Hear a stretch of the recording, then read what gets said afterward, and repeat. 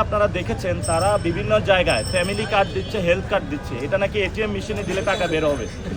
এটা তো দলীয় কার্ড দিচ্ছে।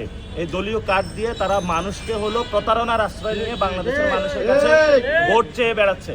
আমরা ইলেকশন কমিশনকে আহ্বান জানাবো, যারা ভোট চাওয়ার জন্য ফ্যামিলি কার্ড, আধার কার্ড বলে এই ধরনের কার্ড দিচ্ছে, এগুলোর মাধ্যমে মানুষকে প্রতারণা সৃষ্টি করছে। আপনারা দ্রুত এই প্রতারণা বন্ধ করুন। আমি তারেক রহমানের প্রতি অনুরোধ জানাবো, আপনি বাংলাদেশে এসে বলেছেন যে আপনার একটি প্ল্যান আছে।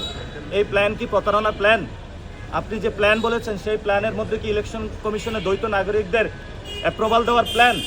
আপনি যে প্ল্যান বলেছেন সেই প্ল্যানে কি যারা ঋণ খেলাপি রয়েছে, যারা আমাদের পকেটের টাকা কেটে নিয়েছে, তাদেরকে হলো বৈধতা দেওয়ার প্ল্যান?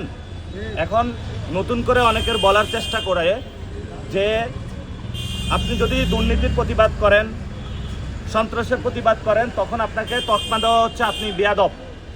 যদি দুর্নীতি বন্ধে আমরা বারবার বেয়াদব হইতে হয়, আমরা হাজারবার বেয়াদব হবে, কিন্তু চাঁদাবাজি দুর্নীতি ইনশাল্লাহ বন্ধ করব।